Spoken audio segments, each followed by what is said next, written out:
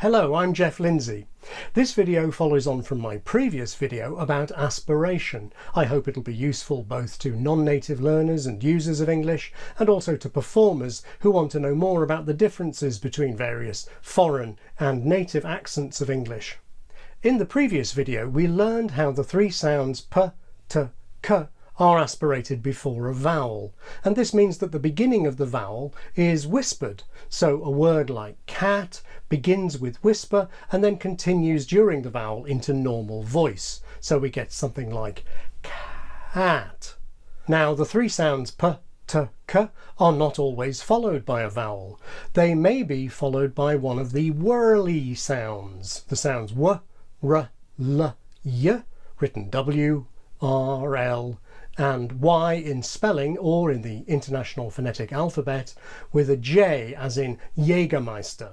Now, how does aspiration work when p, t or k are followed by one of the whirly sounds or approximants as they're also known? What happens is that we blow air through the approximant sound. What does this mean? Well, to take w first, w, if we blow air through that sound, we get something very like the noise that happens when we blow out a candle. If we blow air through the y sound, we get something like the consonant on the end of the German word ich, or the sound that we get at the beginning of English words like hue and human. If we blow air through an L, we get something like the Welsh sound, written double L, that we get at the beginning of some place names which begin llan. And if we blow air through an English R sound, we get something like the Russian consonant in the middle of Russian or Natasha. Let's look at some actual words of English, beginning with W. If we combine T with W, we get words like tweet, twin, and 20. Tweet, twin, 20. If we combine k with w, we get words like quick, quite, and question.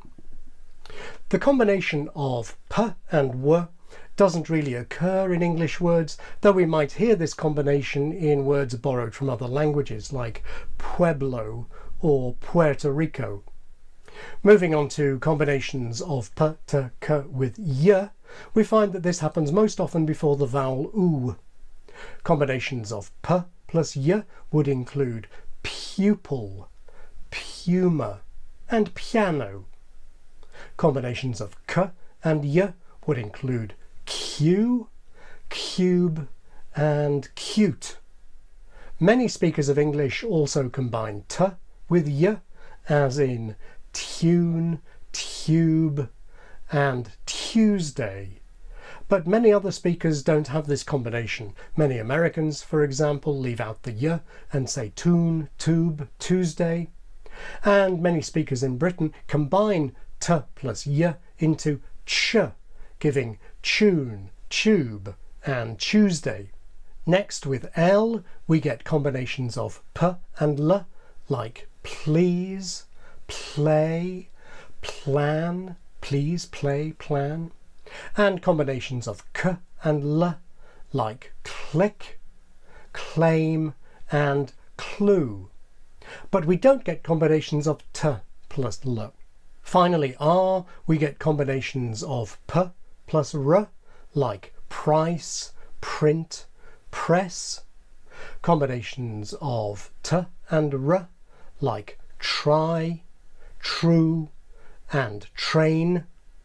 And combinations of k plus r, like crime, crop, and crowd. Now, as in the previous video, we can compare this type of pronunciation with the sound we get in accents that don't have such strong aspiration. So to take an English phrase like the computer crashed twice, we can see the paper moving because of the strong aspiration.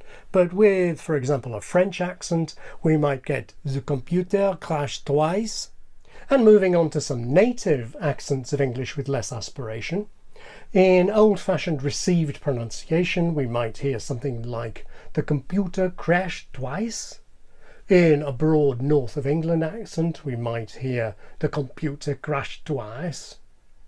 In a strong South African accent, we might hear the computer crashed twice. And in Indian English, we might hear something like the computer crashed twice. I hope this was useful, and I'll see you next time.